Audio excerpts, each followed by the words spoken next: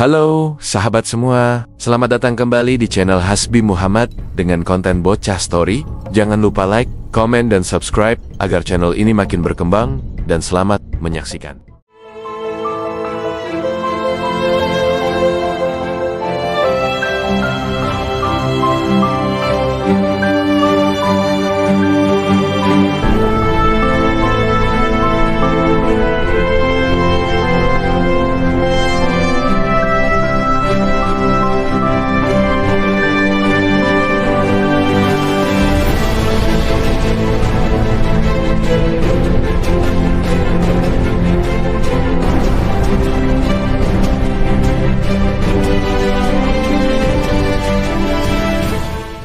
Pernahkah kamu bertanya-tanya, siapa penghuni pertama kepulauan yang kini kita sebut Indonesia? Jauh sebelum Kendi-Kendi megah dibangun dan Karijen-Karijen besar berdiri, tanah ini adalah rumah bagi manusia purba yang luar biasa. Mereka adalah para perintis, nenek moyang kita yang tangguh, yang berjuang bertahan hidup dan meletakkan fondasi peradaban di Nusantara. Hari ini, kita akan melakukan perjalanan waktu, kembali ke masa lalu yang paling dalam, untuk menelusuri jejak-jejak mereka yang menakjubkan. Siap? Mari kita mulai petualangan ini. Perjalanan kita dimulai dari sekitar 1,5 juta tahun yang lalu. Di masa itu, bumi sangat berbeda, iklim berubah-ubah, permukaan laut naik turun, dan daratan yang kita kenal sekarang masih terhubung dalam satu hamparan luas yang disebut Sundalan. Disinilah para petualang pertama muncul. Salah satu yang paling terkenal adalah Meganthropus paleojavanicus, atau manusia raksasa dari Jawa. Fosil rahang bawahnya yang super besar ditemukan di Sangiran, Jawa Tengah. Bayangkan betapa kuatnya mereka. Dengan rahang sebesar itu, mereka bisa mengunyah tumbuhan keras dan ombi-ambian dengan mudah. Mereka adalah para vegetarian purba yang hidup berdampingan dengan alam. Seiring berjalannya waktu, muncul jenis manusia purba lain yang lebih maju, yaitu Pithecanthropus erectus, yang juga dikenal sebagai manusia Jawa. Situs Sangiran, tempat ditemukannya banyak fosil ini, sekarang menjadi situs warisan dunia UNESCO.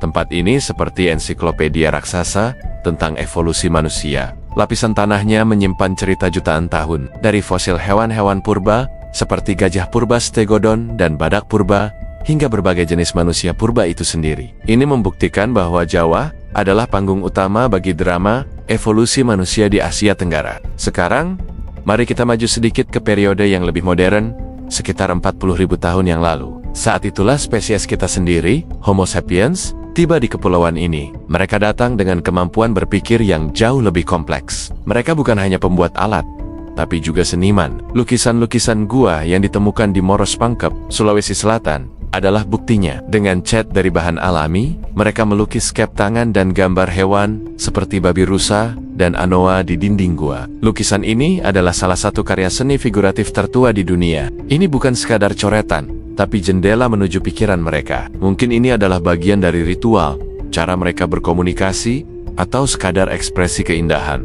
Ini menunjukkan bahwa hasrat untuk berkreasi sudah ada dalam diri manusia sejak puluhan ribu tahun lalu. Selain di Sulawesi, jejak Homo sapiens juga ditemukan di Gua Liangbua, Flores. Namun, Flores menyimpan kejutan lain yang tak kalah menakjubkan.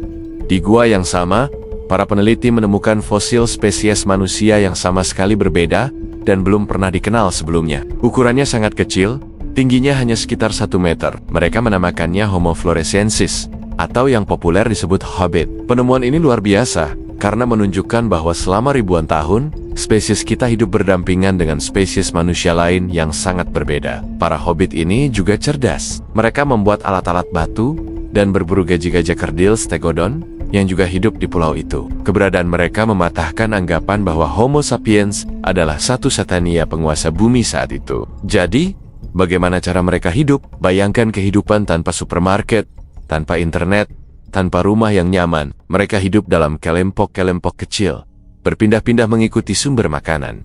Pria berburu hewan besar, sementara wanita dan anak-anak mengumpulkan buah-buahan, umbi-umbian, dan kerang di pantai.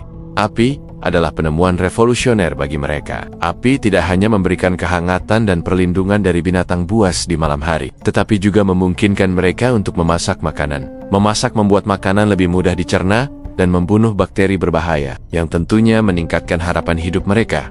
Alat-alat yang mereka gunakan pun berevolusi. Awalnya, mereka hanya menggunakan kapak genggam yang kasar. Seiring waktu, mereka belajar membuat alat yang lebih kecil dan tajam, seperti serpihan batu atau alat dari tulang. Ini menunjukkan peningkatan kemampuan kognitif dan keterampilan motorik halus. Mereka mulai memahami sifat-sifat material di sekitar mereka dan bagaimana cara memanfaatkannya secara efektif untuk kebutuhan sehari-hari, mulai dari menguliti binatang buruan hingga membuat perkakas lainnya. Kehidupan spiritual mereka juga mulai terbentuk. Selain seni gua, kita juga menemukan bukti penguburan. Di beberapa situs, ditemukan kerangka manusia purba yang dikuburkan dengan posisi tertentu. Kadang-kadang disertai dengan benda-benda seperti perhiasan dari kerang atau alat-alat batu. Ini menandakan adanya kepercayaan tentang kehidupan setelah kematian. Mereka menghormati orang yang telah meninggal dan percaya bahwa perjalanan mereka belum berakhir. Ini adalah benih-benih pertama dari sistem kepercayaan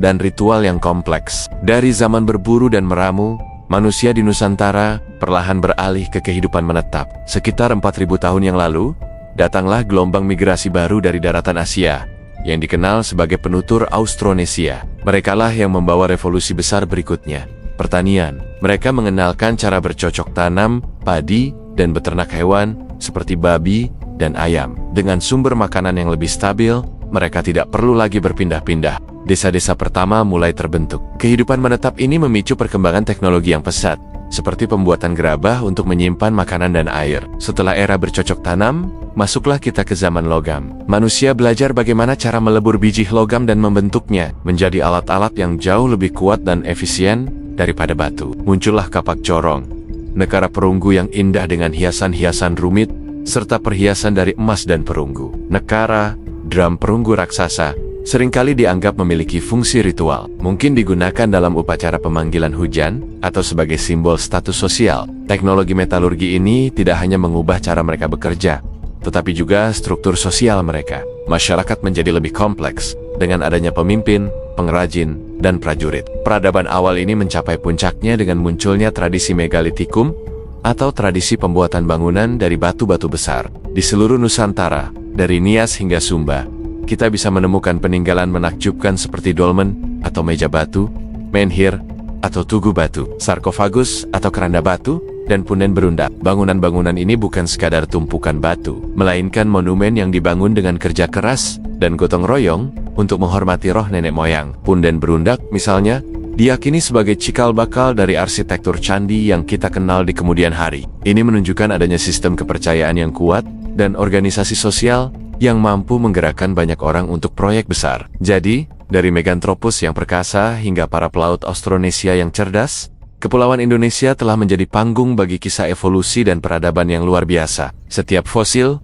setiap alat batu, dan setiap lukisan gua adalah potongan puzzle yang membantu kita memahami siapa kita dan dari mana kita berasal. Mereka mungkin hidup di zaman yang sangat berbeda, tetapi semangat mereka untuk bertahan hidup, berinovasi, dan mencari makna adalah warisan yang terus hidup dalam diri kita hingga hari ini. Mereka adalah bukti nyata ketangguhan dan kreativitas manusia yang tak terbatas. Mempelajari manusia purba bukan hanya tentang melihat tulang belulang di museum. Ini adalah tentang menyadari betapa panjang dan menakjubkannya perjalanan yang telah kita lalui sebagai manusia. Ini tentang menghargai warisan nenek moyang kita yang telah berjuang keras sehingga kita bisa ada di sini hari ini. Jejak mereka ada di mana-mana, tersembunyi di bawah tanah yang kita pijak, menunggu untuk ditemukan dan diceritakan kembali. Terima kasih sudah menemani perjalanan waktu kita hari ini. Semoga cerita tentang para perintis Nusantara ini bisa memberikan inspirasi. Jangan lupa untuk like, komen, dan subscribe agar kita bisa terus menjelajahi kisah-kisah menakjubkan lainnya bersama-sama. Sampai jumpa di video berikutnya.